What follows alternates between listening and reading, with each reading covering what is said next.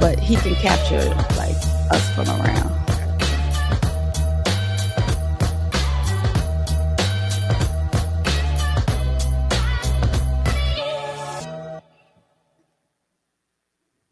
What's happening, good people? Happy New Year! It's your girl, Miss Kecia, back for the year 2023 of our Lord and Savior.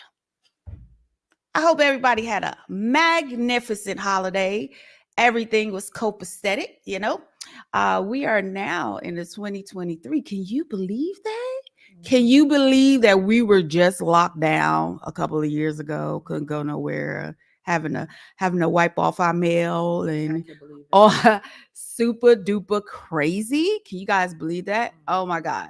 So I'm so excited about this new year to come, and I just couldn't wait to get back to you guys. Like last week we had a little snafu. We had to cancel, you know, we got a new baby. So, you know, we had to support the brand new mom and the brand new dad. And kudos to Evan and his family, bringing a nice, healthy baby into this world.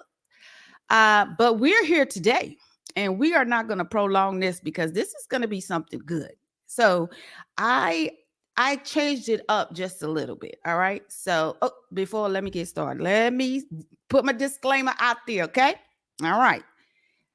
The opinions and everything that you hear on my show is that of myself and or my guests. It is just for informational purposes to you. Now, listen, we are not trying to change your mind. We're just trying to give you a different way to look at things. That's all. Now, if you happen to change your mind and agree with us, you know, come on to the inner circle. If not, we can agree to disagree. And that's all right. We still love you. You know what I'm saying? It's all love up in here, up in here. All right. So I changed up things a little bit. You know, I was like, oh, it's a new year. I want to do a little celebration, bring the girls in, pop some bottles, boop, boop, boop. You know what I'm saying? That's what I was thinking at first. You know, let's celebrate. Yeah. Let's celebrate, you know, let's talk some shit, you know what I'm saying? Like, let's just have a good time. But then my mind went to wondering and it changed up, you know. So y'all know I like to, you know, start out with a little current events. I ain't even gonna start out like that because this is how passionate I am. Let me introduce my co-host today, Dr. to be Kecia. Dr. Kecia. Dr. Kecia is in the house to give her 2 cents. Tell the people what's up, Dr. Kecia. Hey. All right. So let me tell you, this is how we gonna do this. All right. So if you see me looking down, don't be offended. I'm waiting to see if anybody got any comments, any you want to add to the conversation. By all means, please do so. I'm checking it out, you know? All right. So I think before we went to the holidays, one of my shows, I talked about the Latrues. Mm-hmm. I don't know if you've been following them, Kecia. She would be a perfect patient. And I don't mean that in a bad way. But she was experiencing domestic violence. Okay. Physically and mentally. Okay. And emotionally. And it played out on social media. Mm. So, and her soon-to-be ex-husband, allegedly, because I wasn't there. Mm-hmm. So, and it played out on social media, right? And she has accused him of being a narcissist. Okay. Right. And, you know, some of his behavior is just from what I saw, you put it out there to America to see. Mm-hmm. So me and my 4 eyes is going to see. Mm-hmm. And I believe that he does have some narcissistic traits. Mm-hmm. So I thought about that. Then I don't know. I don't know if it was just the algorithm or because I follow a lot of podcasters, male podcasters, because podcasting is a male dominated field, right? And I noticed that male podcasters want to tell females how they can be better when it comes to relationships and all this, and what we can do to please a man, and you know, all of this other stuff. Now, I get it. You're giving us a perspective from a man's point of view. I get that, right? I get that totally. But when it gets to the point when it's like you taking digs at women, or you're not building the women up, like, it's a little iffy there. So I started doing some research, looking at the numbers, right? And because a lot of the females, because they do have females on there, and because it's usually a group of them, right? And the women, they tend to be, in my opinion, very emotional about the topic. So they respond out of their emotions. They get hyped. And when we get hyped, especially us colored gals, when we get hyped, it can, even if it's not an aggressive hype, it can be perceived as us being aggressive because we are passionate about what we're saying. Absolutely. And so when we respond to other people, it may be, she's aggressive, but it's really not aggression. I'm just really passionate about what I'm saying, because we tend to let our emotions lead us, right? Which is a trait that we all have to master throughout life, is not being led by our emotions, especially when we're talking about something that we're passionate about. So, I watch these girls and they like, no, and I'm like, nobody's listening, because now you're proving what these dudes are saying to be true about us, when that's not the case. I mean, it is the case, but it shouldn't be the case, right? So I started, just kind of putting things together, analyzing stuff, and like, man, how can we be better? But how can we be better if society has become like the narcissist for us? Because we're so focused on societal's expectations or cultural expectations, to the point that our culture and our society has become our narcissist, controlling how we act, what we do, when we do it, instead of doing what makes you happy. So one point, the first point is this. So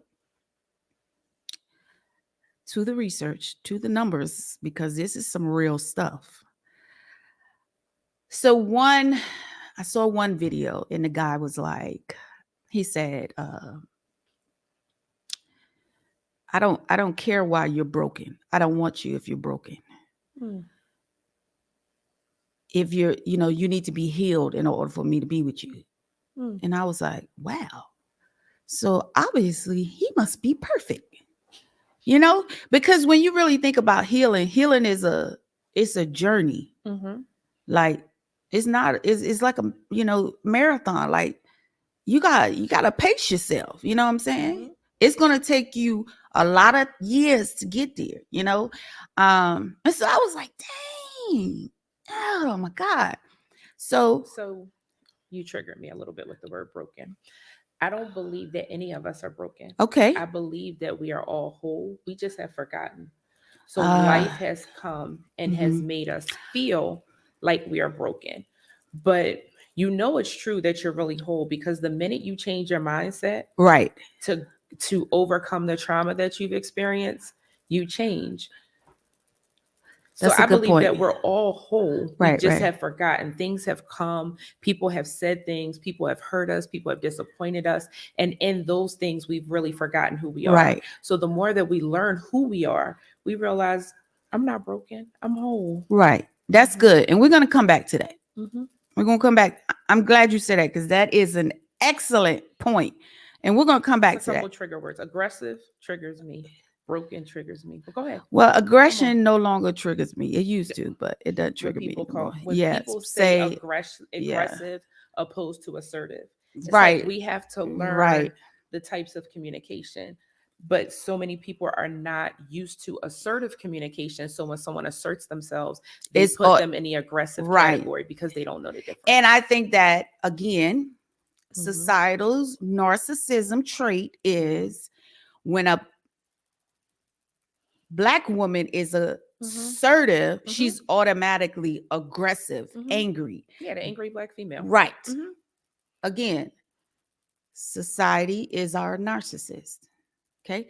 Now, listen, that's nowhere in no medical books. I made that up. Okay.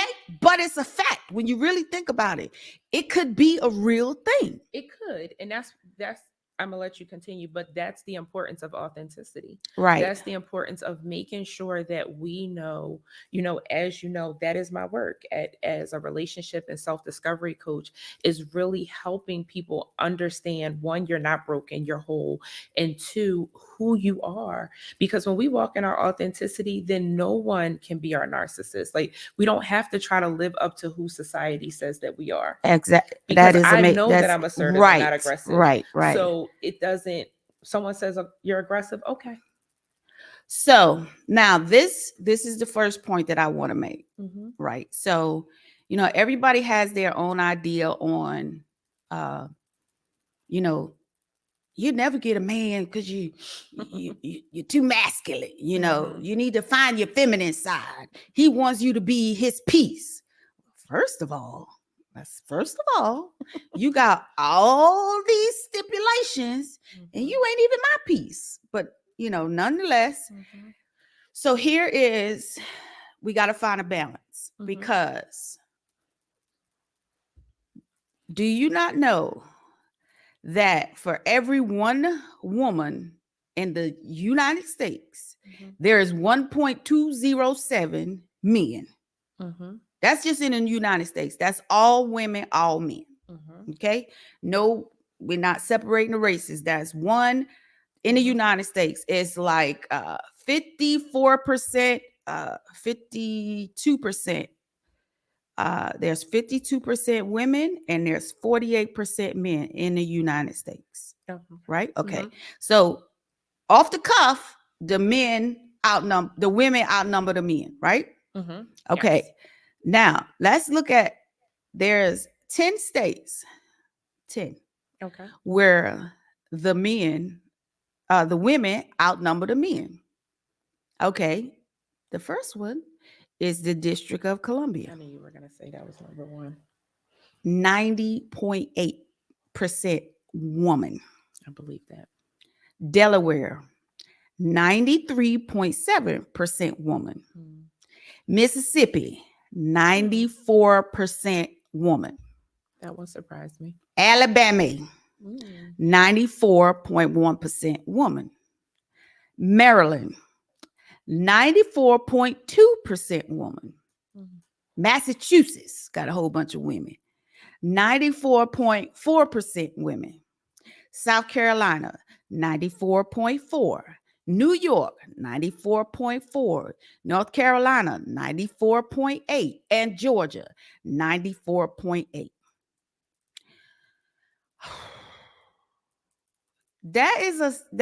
That broke my heart to hear that. That's just women to men. We outnumber the men. Period. Point blank. Absolutely. Okay. All right. Now stay with me. You gotta stay with me now because this is getting ready to get good. Let's look at, out of the entire population in the U.S., only 14% is African American. That checked off and said, I'm Black. I'm African American, I'm Black, right? 14% out of whatever billion, right? 14%. Okay. Now we rocking. All right. Now this is up apparently, but I mean, okay. Yeah. It had me thrilled. So 14% are African American. Now, here's the kicker. Let's talk about how many of them are men and how many of them are women. Okay. All right. 52% of the Black population is men. 48% of the Black population is women. Okay. So across the US, we outnumber the men. Okay. In those 10 states, we outnumber the men. In the African American culture, the men outnumber the women.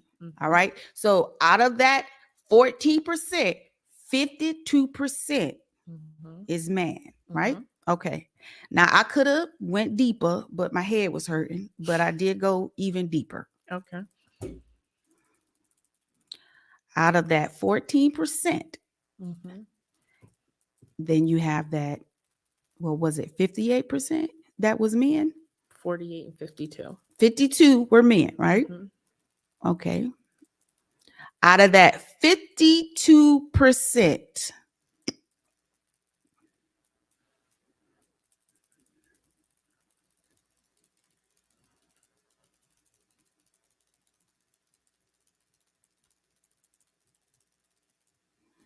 out of that 52%, so out of the 14%, out of the 52%, all right, I'm following. 38% of them are in jail. So you know where that leaves us, right? That's heartbreaking. Yes. So you know where that leaves us, right? That's heartbreaking. All right. So now, knowing those statistics, right?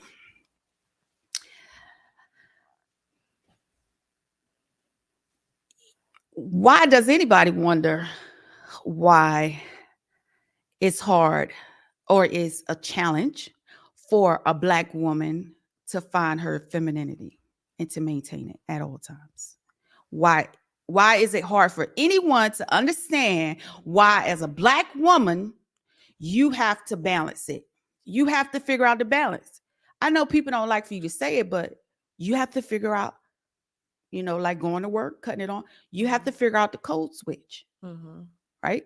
Men say they want you to be more feminine and all this, but you're telling me this is what you want. Like, women, Black women are too aggressive. They're too this, they're too that.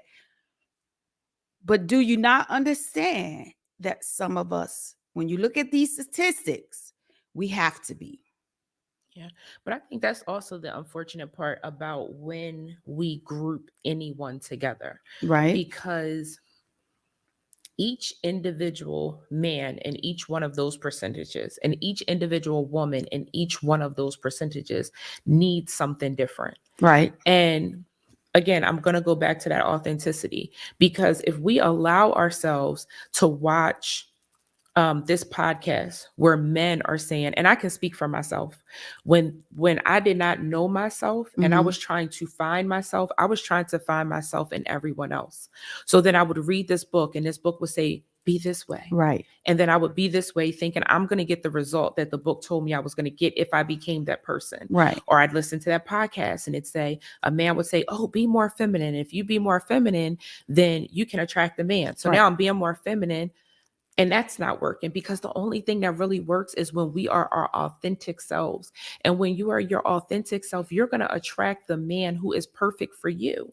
So I don't think anyone can speak to what a whole, because you are a man, you can't speak to what a whole population of men need. Right. And that's what I'm getting to, because we have just dwindled down a population that outnumbered us. Absolutely. By a margin. We dwindled it down. Yeah. Yeah, I didn't get the statistics for how many women are, incarcerated as well. But just looking at that. Absolutely. But then not just that, just to add injury to insult, let's talk about this.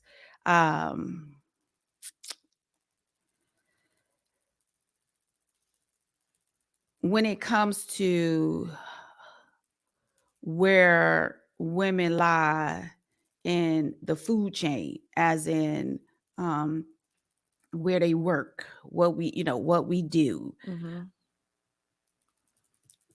So you have in and this is just women. Mm-hmm. Okay. In the white collar field, we have 64% Black women, Mm-hmm. 71% all women. Mm. So out of that 71%, 64% is white. Mm-hmm. Blue collar, they're each 8%. Okay. All right. Service occupations, like healthcare support, protective services, food preparation. Mm-hmm. So you have 21% and 28%. Okay. Right? Now, at the same time, we have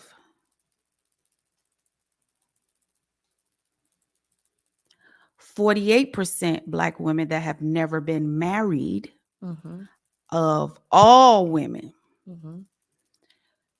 26% who are married, 8% who are separated or widowed, and 13% divorced out of all women. Mm-hmm. Okay. And then the last thing I want to point out is below the poverty line. You have 24% Black women below the poverty line Mm-hmm. versus 14% all women. So of that 14%, Mm-hmm. 24% is African American. So that Okay. leaves 56% to be other women. Mm-hmm. So thinking about all these facts, my thing is this. Because I feel like, let's go back to the narcissism of society. Mm-hmm. Narcissism of cultural ways. I feel like a lot of times it's, some of us are like, well, my mama did it, my daddy did it, when it comes to relationships. Absolutely. And so we are taking on these cultural, not really like the millenniums and Gen Zs. I'm talking about, generational X and back. Okay. We take on a lot of when it comes to building a family, we took on a lot of cultural traits, Mm-hmm. right? We took on a lot of cultural traits, but at the same time, we wanted to do our own thing. Mm-hmm. So it was like the Generation X, our generation, we wanted to be successful. So we wanted to climb that ladder. Mm-hmm. We wanted to be those high value women. But at the same time, we wanted the husband and the children and the dog and the picket fence. You know what I'm saying? Mm-hmm. And that's where it was hard to bring the two together, created a conflict within us. Mm-hmm. And it goes back to what you were saying. We're not being our authentic self. We're being what we think we need to be to have them both. And I also think a lot of it comes from trauma. Yeah, absolutely. What happened, or what I see as I've talked to people and experienced people, is that not our moms, but the generation before that, right? When love you, grandma, but y'all messed us up. Same. And so their husbands, they couldn't work, right? They weren't doing the birth control, so they were having 8 to 10 to 12 to 14 kids. So they relied on the husbands, especially in our community, relied on them. The women were home taking care, and so many of the men took advantage of that. How many people, it's a family here and it's a family down the street, it's a family. I just was talking to a friend yesterday who said that her mom had a baby by a white man. He lived in his house around the corner with his white family. The mom was Black, and he took it. He's dead. His wife never knew. So he would come and take care of her. And she says, I had a good experience of my dad. And this was before cell phones and beepers and all of that. Because that was the norm. He told her, so if you need me, call a house. And if she answers, just hang up. Because that, and her response is, I had a good experience of my father. But yes, that was the norm. Yeah. It was the norm. I mean, I still hear sometimes, oh yeah, I heard your grandfather had a family over here on both sides, maternal and paternal, right? My mom told me, yeah, I heard that my father. So the next generation grew up and saw that and said, I don't want that. Right. So they viewed, and a lot of it was choice, but they viewed that as weakness. Right. Oh, I don't. Oh, she's yeah, he's not going to do that to me. Right. He's not going to do, and that plays in, because that's our generation. We was like, I ain't doing what Granny and what my mom and them did. Like, yes, you not finna have no all these baby mamas and think, no, we not finna do that. And I think, again, back to our culture being a narcissist to us. And then, so we took grandma, then we took the next generation, and they got wiped out by drugs, crack, the government, all of that kind of stuff. Yes. Daggone Clinton, that took that next generation out. Yeah. So where did that leave us? That confused, left us uncovered and confused, because now we're missing two generations. Right. And we're trying to figure out what am I not going to do so that I don't have a family like that, but I still want the husband and the picket fence and the 2 children and the dog. Absolutely. And I think sometimes we forget both sides are hurting, because the men are hurting too, because they're dealing. They didn't have those 2 generations the same way that we didn't. And so when we can get to understand each other instead of pointing the finger, and that's you're not doing this, right. You're not. It's like, what are we and doing here? I wish that in the podcast arena we had more women that were focused on building women up, women across the board, women across the board. Like, it really, I like when I tell you it gets under my skin. Like, kudos to them for making their content, whatever works for you. Right. But I just feel like it's quick to talk about, like the gentleman that said, I don't care why you hurt. I don't want a woman that's hurt. You can't, if you're not healed, then I don't want to be with you, which is his preference. But you're saying, that to me is saying there's nothing wrong with me. You got the best thing right here. So if you ain't equal to me, I don't want you. And see, so I can see how you see it from that perspective, but I also see it from the perspective of someone wanting to have a healthy relationship. I mean, I get that too, but because when can't have a healthy relationship with 2 unhealthy people. But when you think about it right now, where we are after all the statistics that I just pointed out, every point that we just made, some of us gonna die alone. I believe that.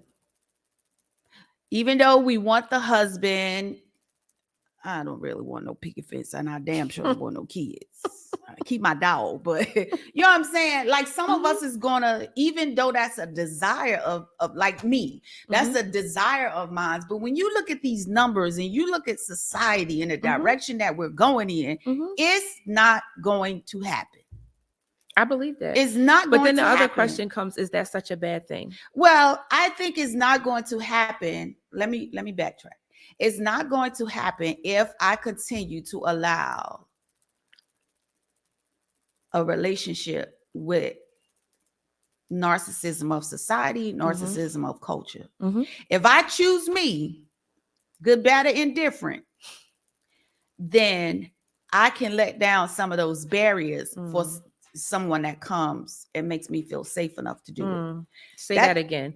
That's 1 and 2. Yeah. 1, we have to feel safe enough to let down those barriers, like you said.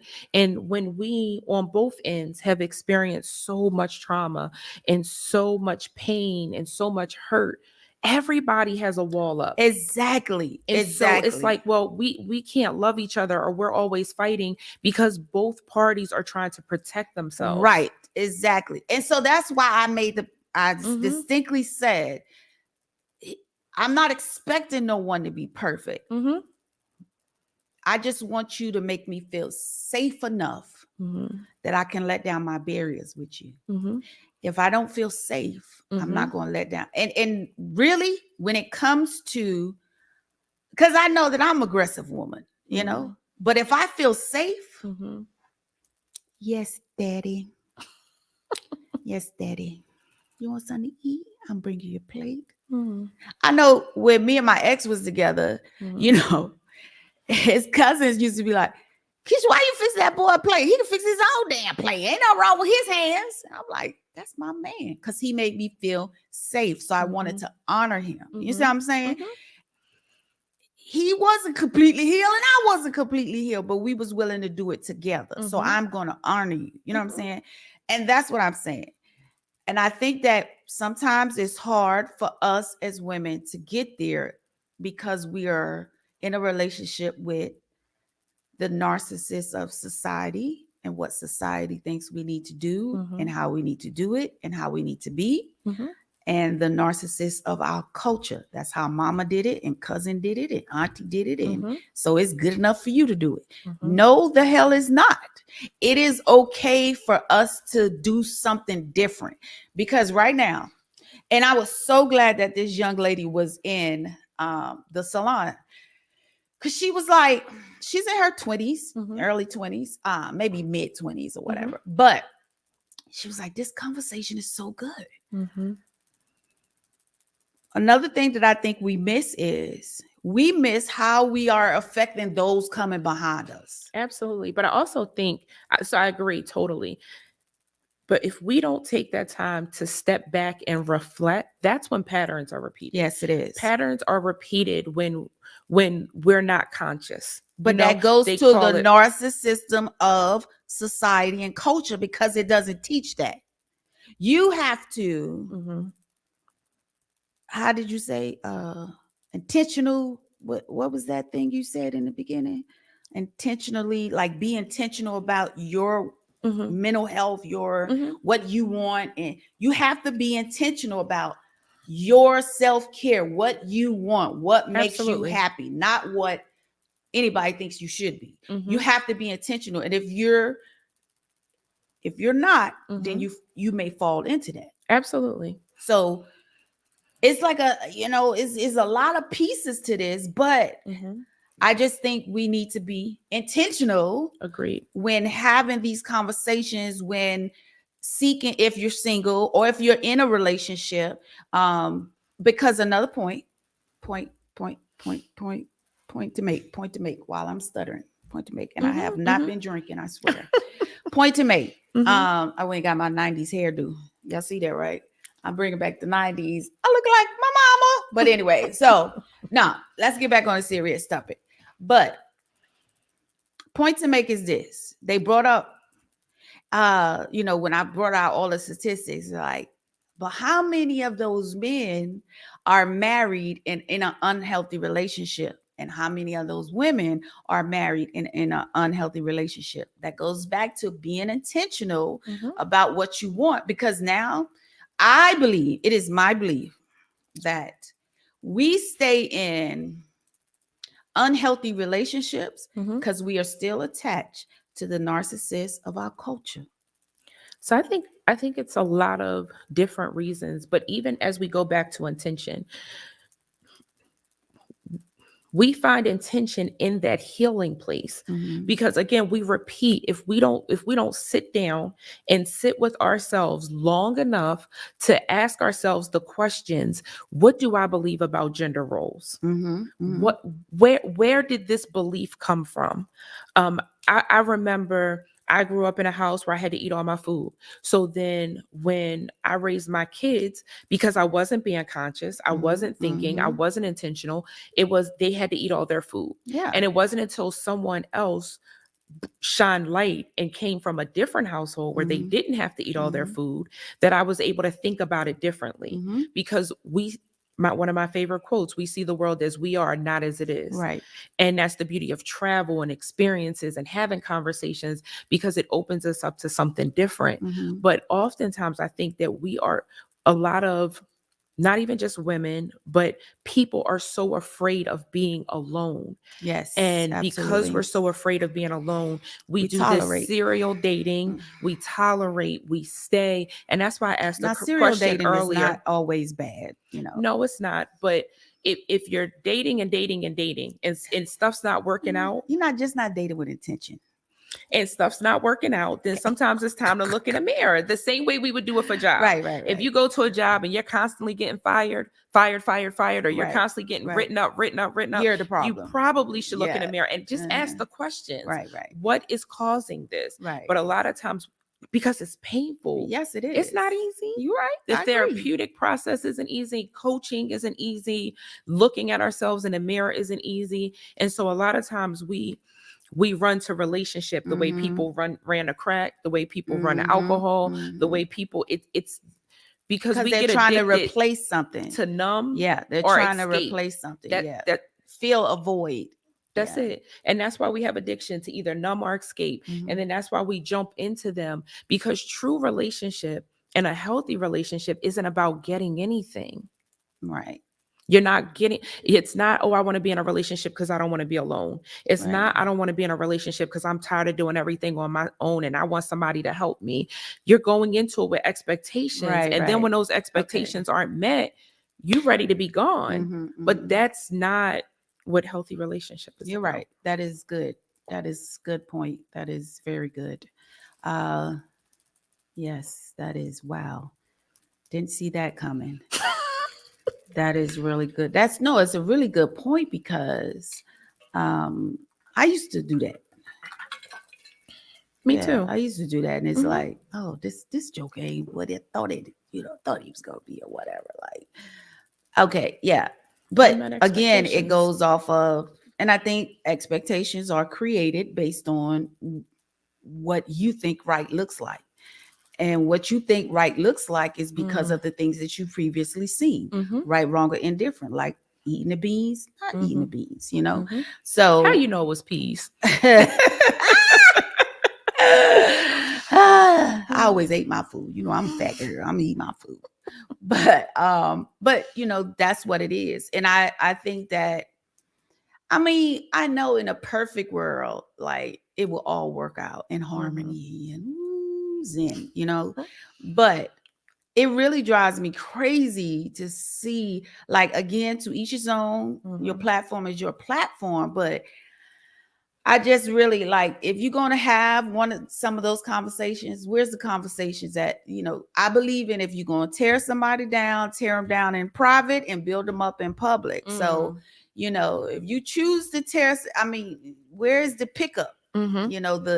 Is the conversation going to take a turn so we can talk about what we really need to focus on versus, oh, women need to do this. Oh, women need to do that. You a low value woman, and you what Kevin Samuels used to call them. Trigger warning. Oh, sorry. Yeah, but you see what I'm saying? Putting us in all these categories, and like, it sounds like you're frustrated because like they're not in categories. Yeah, we're full picture. Stop putting us in categories. Y'all in categories too. Like, come on, So, and I just, and I saw something else. There was a statistic that was saying, out of all women and Black women, there was a larger amount of Black women that were considered head of house. And there was a larger number of Black women that were single mothers. And I think, again, they're still in a relationship with the narcissistic culture. Like, oh, you don't need that man. If he come around every now and again, that's good. Just move on to the next. No, no. Because that was me. I didn't hold my ex-husband to the fire. I didn't make sure he paid child support. I didn't make sure he called the kids. I didn't do that. That is, hindsight is 2020. I wish I would have, because again, I was in a relationship with the narcissist of society, because I was like, hell, I could do this. I don't need him. I'm a bad mama jamma. I'm the HNIC in here. Child, the independent woman. You know what I'm saying? Okay, dummy. Like, what was I thinking? Why didn't nobody hit me or smack me or throw some cold water on me?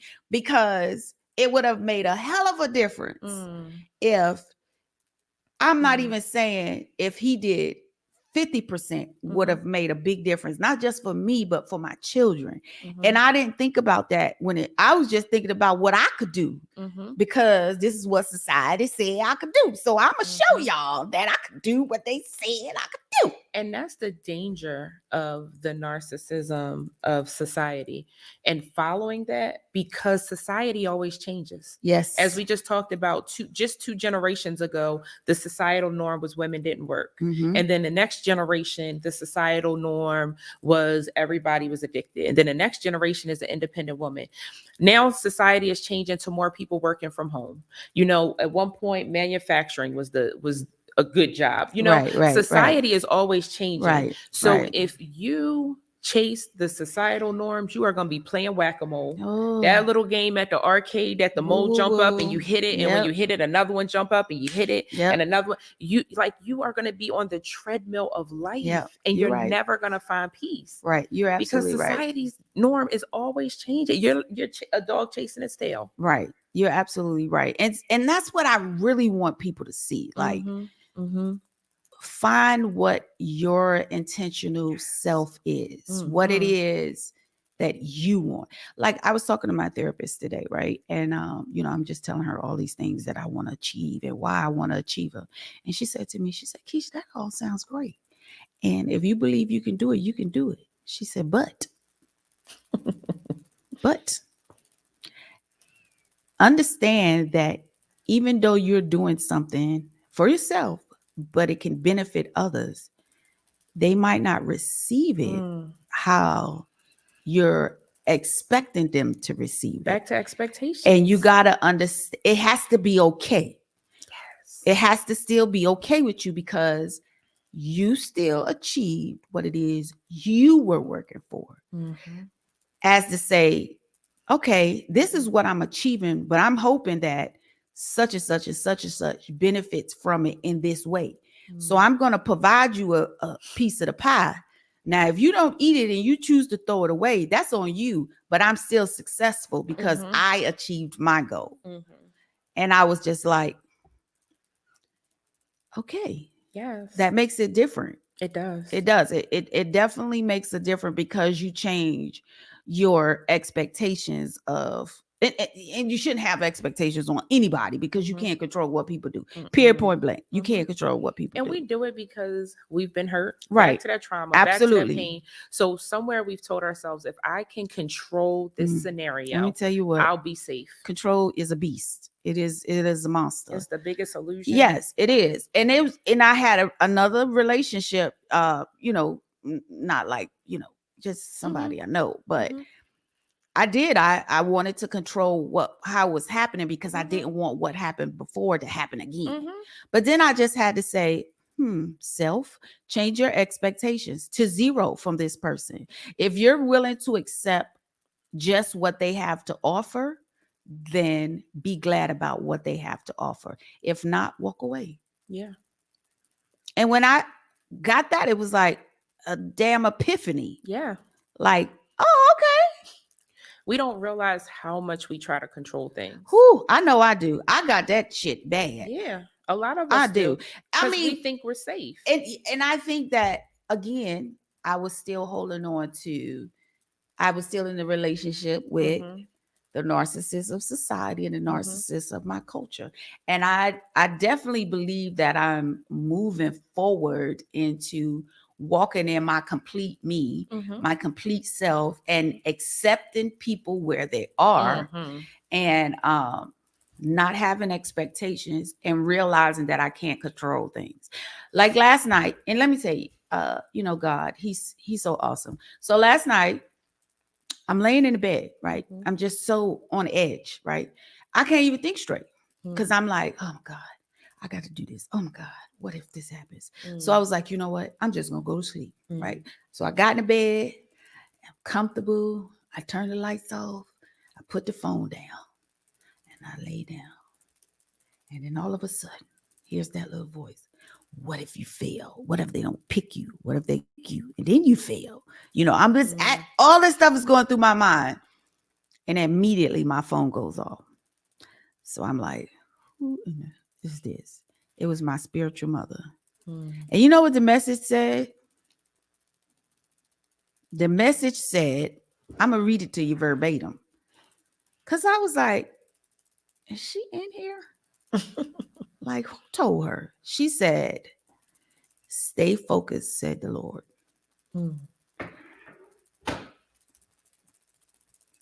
I was like, okay, God, I'm going to sleep. Went to sleep.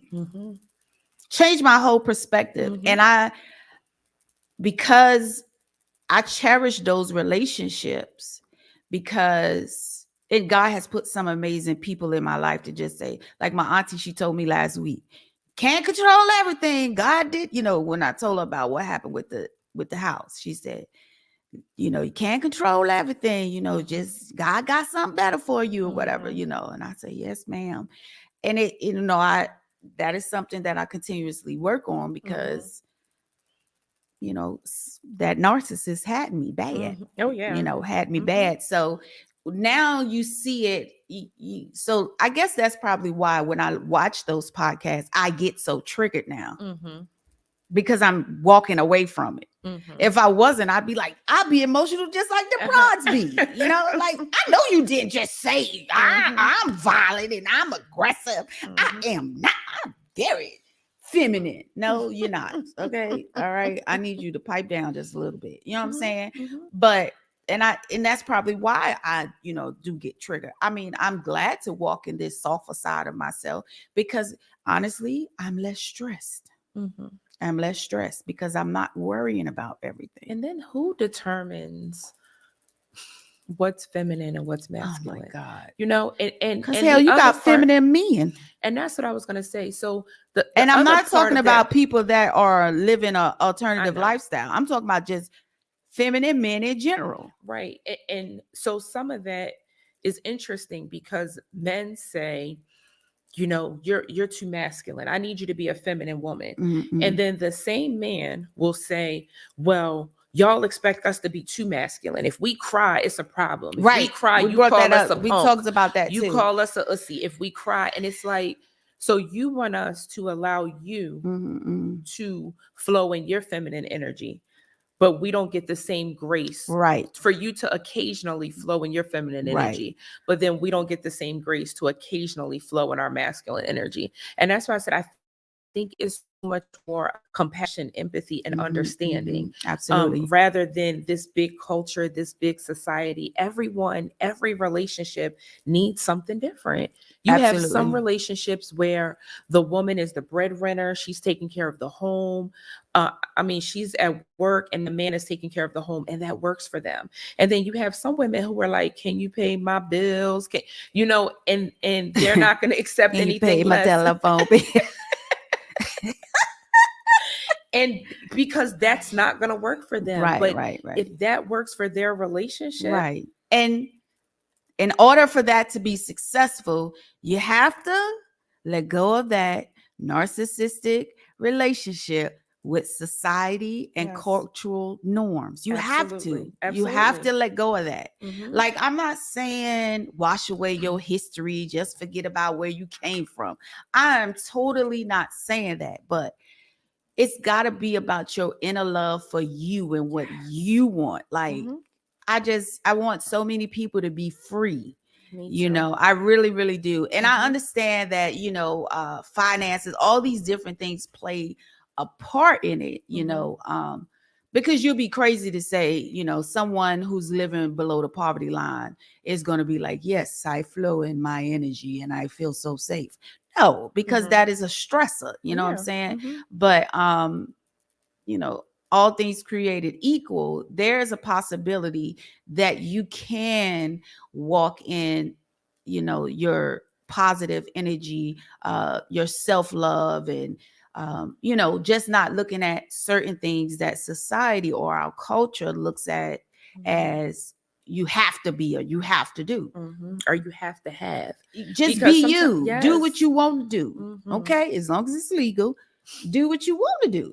Do what makes you happy. Do what makes you happy first. If you don't want to go, say no, I don't want to go.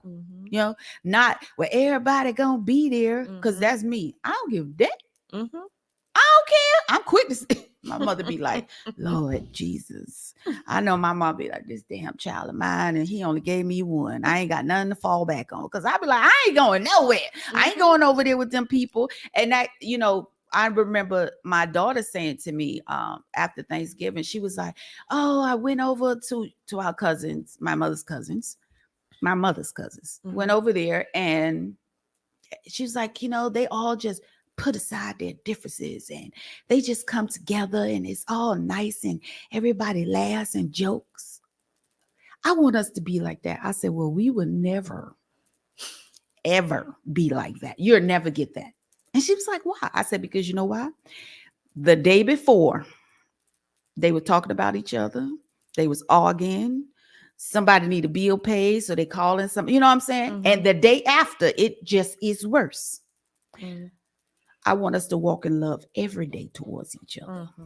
That means I don't have no expectations of you. You don't have no expectations of me, but for me to love you and accept you for who you are. That's it. And it goes back to, as we're talking about authenticity, we have to first be able to accept ourselves. Yes. When we get to the place that we can accept ourselves, the hashtag flaws and all, I disagree with that as well. But when we can really truly accept ourselves, then it's so much easier to accept someone else. But we have so much criticism, the way we talk to ourselves, the pressure we put on ourselves, we say about ourselves. Yes, the expectations we have of ourselves. And so my therapist said that today. You have to speak positive about yourself. Yes. You have to speak life into the things that you want. And I was just like, I know what you're saying is right. And so a lot of times I will, because you're human, so that's why it goes back to me saying that every day is something new. You got to keep trying to get to that end state, what it is that you're trying to be, trying to do, trying to go. So, some days I could be on top of things. And other days I'm in there like, look, I can't do this. Why you ask me to do this? I want to do this, but I can't do this, Then I have to shake it all right. I have to give myself a pep talk like, you got this. You are the man, woman. Girl, you know what I'm saying? Yeah, you got it. She in the mirror. I am the woman. I be having whole my poor little dog, he just be looking at me like, this lady is bugging. But I really do. I have to give because I'm my own best friend, and I had to that was something that I have learned within the last 4 years, is to be comfortable and at peace with myself. Yes. With myself. Because before, let me tell you, when my kids became teenagers and they started wanting to go places without me, feelings hurt. Hurt, just sick up there. Y'all want me to take y'all? I'll take everybody. Just sick. But what you said, typically it's that pain that brings us to this point.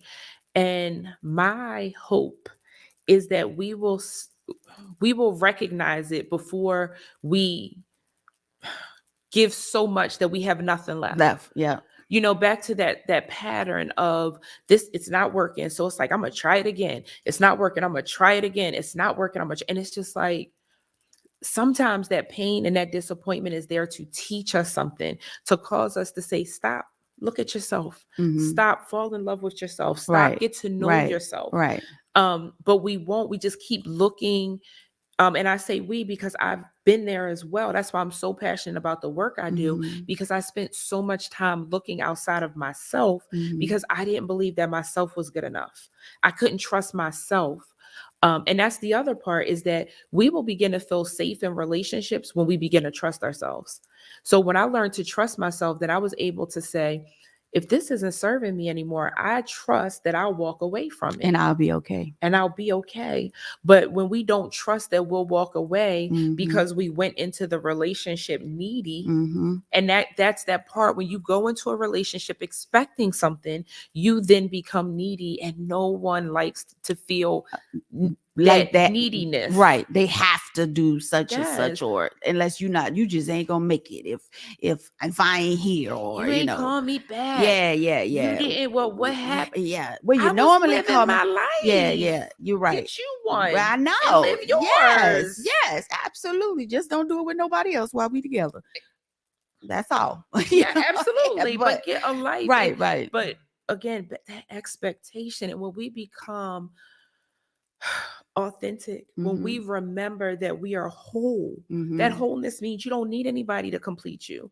You don't need anybody to be your piece. Thank you. You don't need, it's no dig in your heart, I need somebody to fill that hole. Ain't a hole in it. It beat. As long as you alive, it's beating. It's a whole heart. There you go. Your heart, that broken thing, is not broken. It's not. As long as you are alive, I promise you got a whole heart in your chest. Yes. And it's just remember you are beautiful. Remember you are whole. Remember that you are amazing. Like, it really is just remembering, like, oh yeah, I'm good. Right. Oh yeah, I can do that. Oh yeah, and it's okay for us to tell each other that. It's not, you ain't got to think something wrong with that person or they want something. They just might want to celebrate you. They might just think like, I just want to tell you how great you are. You look nice today. That smile is doing something for me today. Yes. Like it is, I just want to celebrate you, and it's okay. It's not, it shouldn't be, I'm living in competition, because then guess what? You're still in a relationship with the narcissism of society. You're still there. Listen, you have to see narcissism as more than just a person, because the cultural norms and the societal norms are just like a person that we're holding on to, feeling like we got to be, we got to do, when we don't. Do what makes you happy. And I think sometimes the struggle with that is people don't know what makes them happy. That is true. So someone, because you've done something so long, you've lost sight of it. Yes. And what I say to that is get out there and explore. I mean, and I know it's scary. I know that it's scary, but it's also scary to be in an unfulfilled relationship. It absolutely is. It's also scary to be in an abusive relationship. All of those things are scary, and we find a way to survive through them. Right. So it's like, no, if you don't know what makes you happy, it's fine. Go out and explore. Try something. Think about the things that you did that you enjoyed when you were a child. If you enjoyed coloring as a child, try it as an adult. You might like it. You might not like it. It's okay. Try painting. You might like it. You might not like it. Hell, try anything. It's the only way you're going to learn is through experience. That is how we learn, is through experience. One part, someone giving you a piece of education. The other part, you have to experience it. So you're not going to learn what makes you happy until you go out and try something. Absolutely. That's great. Well, Kamisha, I told you this was going to be a little different. It was good. Because I was really like, I felt something in my soul. I know. I got serious, Kecia, tonight. Yes, you did. Because I really, really felt something in my soul about, like, again, I respect everyone's opinion and I respectfully disagree. And I understand that those are their platforms. But I also feel like, there's always a positive side. Absolutely. Absolutely. If you're not a part of the solution, you're part of the problem. So if you can only talk about the problem, then it kind of like, and so that's I'm telling you, and that one where that fella said, I don't want to know why you're broken. I don't want you. I said, oh my, I'm gonna be by myself forever. Because if somebody said that to me, I'd probably catch a charge. I was like, oh. I had to like play it over and over again. Like, and I didn't hear the whole conversation, but just that one little snippet. And I was just like, wow, men really think they have us. Some men, I'll say some men. Some men really think they have us figured out, and I say that to those people.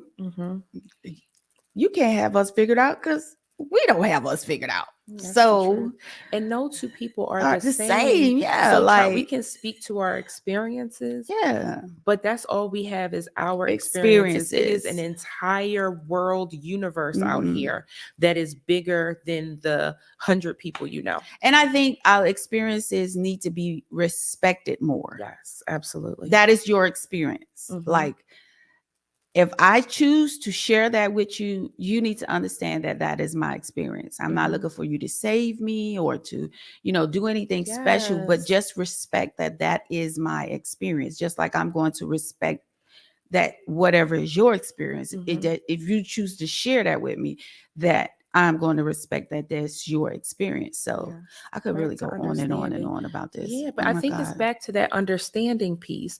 Like, we seek to be right, we seek to control, we seek to be safe. Yeah. Rarely do we seek to understand. Right. That is so, so good. Rarely are we asking questions. We're seeking to dominate often, opposed to really understanding. Right. And I just want you just need to respect how I feel. I don't have to have, no opinion about. No, I want you to respect my experiences as well, Exactly. And you're right that, no, we don't. A lot of times we do have conversations to be right, or, to dominate it, change your mind or whatever. So, so yes, this is a trigger for me. Yes, it really was. I'm just passionate about people. I know. I really am really passionate about people, helping people, serving the community. And, I have learned how to walk away from unhealthy relationships and not hold no grudges, which, so I know that I'm moving in the right direction, so like I said, in the last 4 years, I've learned a lot about myself, and I have truly learned to love myself and how to reset when things happen. So, that was those, little snippets or whatever were, but real quick, another one, when this dude was, and he was like, don't no man want to come home from working all day, and she like, you gonna take the trash out? Well, why you can't take the trash out? Well, maybe because I'm doing something. Why I got to ask you? You see the trash just like like, gender roles is a whole nother topic, but it really is. I really, that too, that, it's, and a lot of times when I work with couples, that is one of the things that we don't do early on. Again, we come in with these assumptions. So he has this idea. He already knows that this is what he's supposed to do. She already knows that this is what a woman does. And so we narcissism of society and culture, don't have those conversations.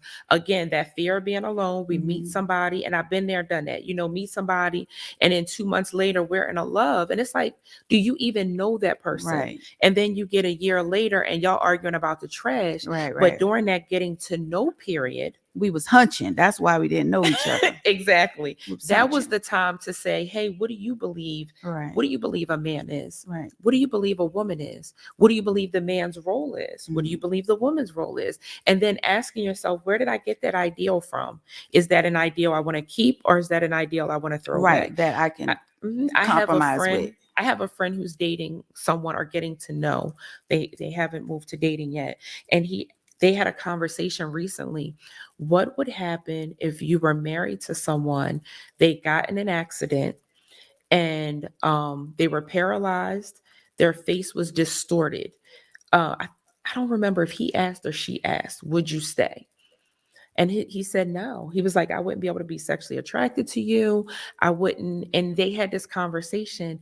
And when she told me that, I was like, like, that sounded insane to me. But you know what she said? She felt the same way that he felt. She said, oh, I told him. Oh, did he ain't the one? No, she felt that if I'm same saying thing happened to him, she was out. Yes. And so if he ain't the one. I don't believe that. I believe that everybody has. See, what I believe is that they are the one, because they both have the same. So guess what? When she leaves, he's not going to be hurt, because they're actually in alignment on that topic. Yeah, so it's like, oh, y'all are perfect. See, he wouldn't work for me. He would destroy me. If that happened and he walked away. Or someone else, she would have destroyed. But because y'all both think that way, oh, y'all perfect for each other. I'ma see you. And then it became a very rich conversation, because I told her, I was like, oh, I would stay. And then she started asking me more questions. She was like, well, why would you stay? And what would you say? And I was like, unconditional love. Love is unconditional. There's no boundaries. And then we unpacked it a little bit more, and it came back to expectations, and it came back to, so then I was just kind of like, well, I guess it depends on the condition of the relationship prior to the said accident. Oh, okay. But even, think about that person. Like, if we just explore, none of us know what would happen until it happened, right? But think about that person in that unhealthy relationship. Stayed in a relationship, and something like that happened. Getting what was that angry black woman? Diary of a Mad Black Woman. Spitting up bubbles. Being there spitting up bubbles. Eating lettuce like a rabbit. So I think a lot of factors play. And when we really sit with ourselves and think about it, it's just a lot of factors. And like I said, I would love to believe that I would be her. Because like I said, I clenched my pearls like, blasphemy. You're going to leave a man broken? My gosh. I think it's a lot to consider. Yeah. And why are we in a relationship? And why are we staying? And what are we, so. Yeah.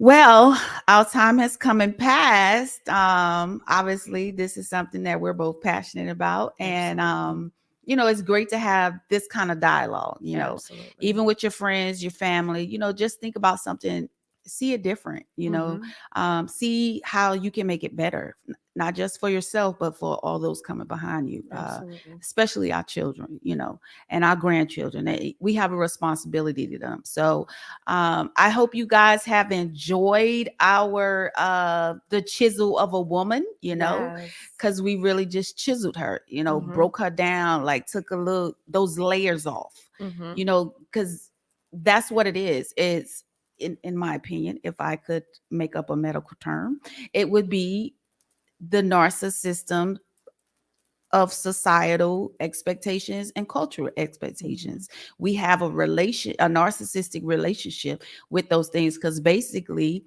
those things are controlling what we do, how far we go. And that's what a narcissist does. And that was a good way to put it, because narcissism is such a buzzword now. And so I love that you broke it out and saw that it, that it's more than just a person. It just popped in my head, girl. I like it. Me too, girl. I'm a coin it. So I hope you guys have enjoyed my show tonight. And next week, I don't know what I will have, because I left my calendar. There's a lot going on. I was homeless there for a minute, but the Lord found me some places. Won't he do it? Won't he do it? Won't he will? I also want to just take a moment for anyone who feels like they're struggling with being your authentic self. I give free consultations, so you can go to my website at KemiciaTerrell.com. It is something I'm passionate about, because I have been there. There's a whole curriculum we have about inner child work, and like really figuring out what is the identity and the role that I put on as a child or as a young adult who told me, if I wear this, I'll be safe. And then we take that mask off, and that's what lets us live in our authenticity. And we're going to make sure Kemicia's information is posted on our YouTube channel. So if you're not a subscriber, I recommend you go subscribe right now. So you can get that and have it, not just for yourself, but you can pass it on. Remember, it's okay to show genuine love to other people. Don't let that narcissistic relationship with cultural norms and society stop you from being a genuine person. So on that note, good people, we have come to the end. And I know you guys don't want me to go. Y'all want me to sit here with my 90s hairdo, looking like my mother. I haven't had black hair in so long. I'm like, why are you patting it down? It's not supposed to be. I know, girl. Let me tell you, I got to find me some color. It's a spike. I got to find me some color, girl, because this right here, oh, it's what? I need a purple or something in there. That's all right. I got something at home. I'm gonna jazz it up. Shit. I know you are. What? I'm going to that game tomorrow, so I'm going to see the Knicks play basketball. Oh, nice. Whoosh. It's on my bucket list. Okay. All right. So, good people, I hope you remain healthy, remain blessed. Thank God for this opportunity to share what's on my heart and what's on my mind. That makes me better and hopefully makes you better. So, having said that, remember, same bat time, same bat station next Thursday, 7 p.m. I will see you live. Do, do, do, do, do. Smooches.